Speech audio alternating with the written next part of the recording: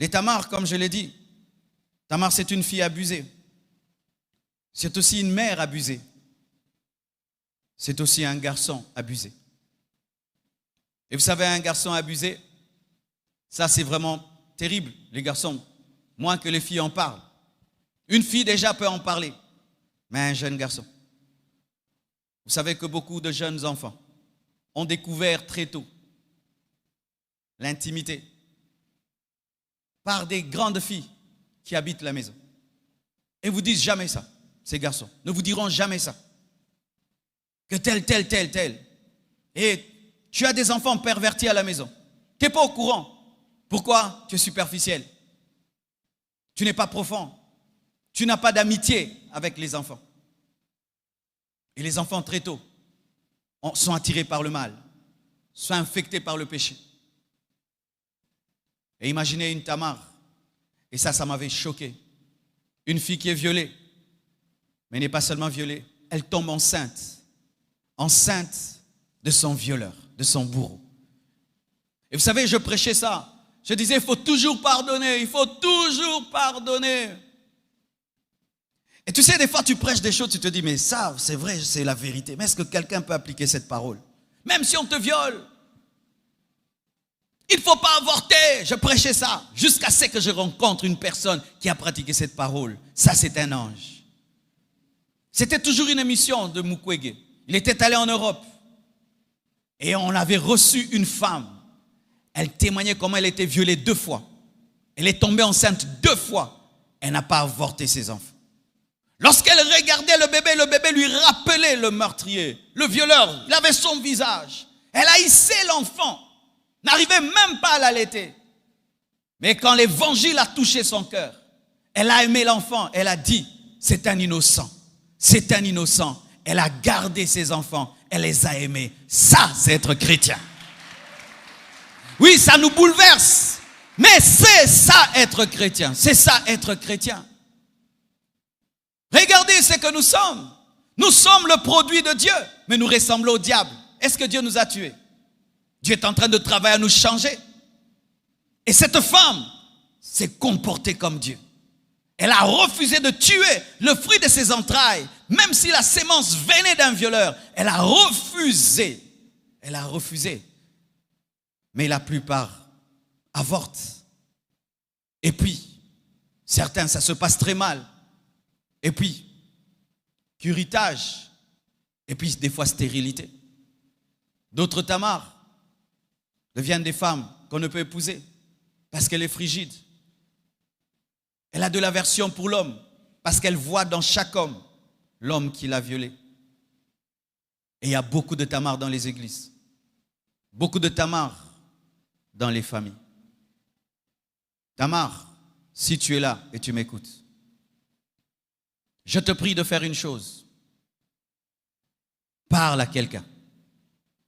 Dans le monde, il y a des psychologues qui écoutent seulement, car le fait de parler te défoule et te guérit. Et si dans la famille il n'y a personne, cherche un serviteur de Dieu.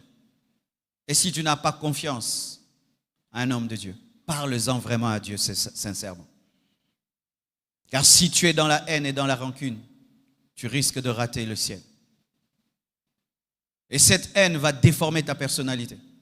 Si tu es marié, ça va t'empêcher d'aimer ton mari au maximum. Et si tu n'es pas encore marié, tu ne sauras pas te donner totalement en amour. Ce qui fait que tu ne seras jamais à 100%. Ni pour ton mari, ni pour tes enfants. Parce qu'un blessé blesse toujours. Jésus-Christ est venu afin de guérir les cœurs brisés. Jésus est venu te guérir de cette blessure. Jésus est venu te guérir de cette blessure. Tamar, dis-le à quelqu'un. Dis-le à Jésus. Dis-le à ton mari. Dis-le à ton fiancé. Dis-le à un ami de confiance, une amie de confiance, dis-le. C'est pourquoi pendant cette semaine, je demande au département des couples de nous aider. D'aider ceux qui font la cure d'âme. De nous envoyer des mamans. De nous envoyer des sœurs remplies de l'esprit. Parce que Dieu m'a dit que beaucoup auront besoin de se confier. Parce qu'il y a des choses terribles dans les familles. Terribles dans les maisons. Surtout quand le viol provient de ton père. Ah oui. Certaines filles ont été violées par leur propre père. Un jour, là où j'habitais à Lemba, on a entendu crier dans la famille voisine. Qu'est-ce qui s'est passé? Papa s'est enivré et il a violé le bébé. Les gens ont dit sorcellerie. Ce n'était pas la sorcellerie. Je vais parler de cela en semaine. Qu'est-ce qui pousse quelqu'un à faire cela? Imagine cette jeune fille quand elle grandira. Mais il faut trouver quelqu'un. Il faut en parler. Il faut en parler pour être guéri. Et tu sais, cher homme, si tu penses connaître ta femme à 100% et tu es toujours superficiel, jamais elle te dira son vrai problème. Chère femme, si tu es superficiel avec ton mari, jamais il te dira que dans sa jeunesse, il a été violé. C'est pourquoi toute superficialité fait de nous des David. Fait de nous des David. Le problème de la maison de David, c'était la superficialité. Oh, tu te sens mal. Ok, tu veux quitter. Ah, t'es mort. Allez, va lui préparer. Oh, tu veux quoi? Ah, je veux que tous viennent à la fête. Allez à la fête. Il meurt. C'est ça. Traiter les choses. Élaguer les choses. Élaguer les choses. Régler les choses. Même des enfants. Eh, tu dis quoi? Des fois même, on parle aux enfants, on ne les regarde pas. Tu ne remarques pas que ta fille, ça fait 1 mois, elle est triste. Ton garçon, ça fait 1 mois, il est rempli de colère. Tu ne remarques même pas l'attitude qui change des enfants. Tu ne les regardes plus. Tu ne les regardes plus. J'ai remarqué les enfants d'aujourd'hui.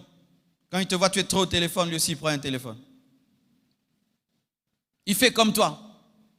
S'il voit, il te parle, tu es trop au téléphone, il arrête de te parler, il se lève, il va faire autre chose. Et nous sommes en train de rater des fois des occasions où ils veulent confesser des choses. Ils veulent dire des choses. C'est le jour où il avait le courage. Je vais le dire. Pendant qu'il te parle. Parce qu'il ne va pas commencer directement par la vraie conversation. Il commence souvent par une, un peu moyenne, et puis en profondeur. Mais pendant qu'il veut, toi, tu es au téléphone, et puis il te dira jamais. Parents, mettez des fois vos téléphones de côté. Regardez vos enfants, parlez. Mettez vos téléphones de côté, éteignez les télévisions. Regardez vos filles, regardez vos garçons. Prêtez l'oreille et l'attention, tu découvriras.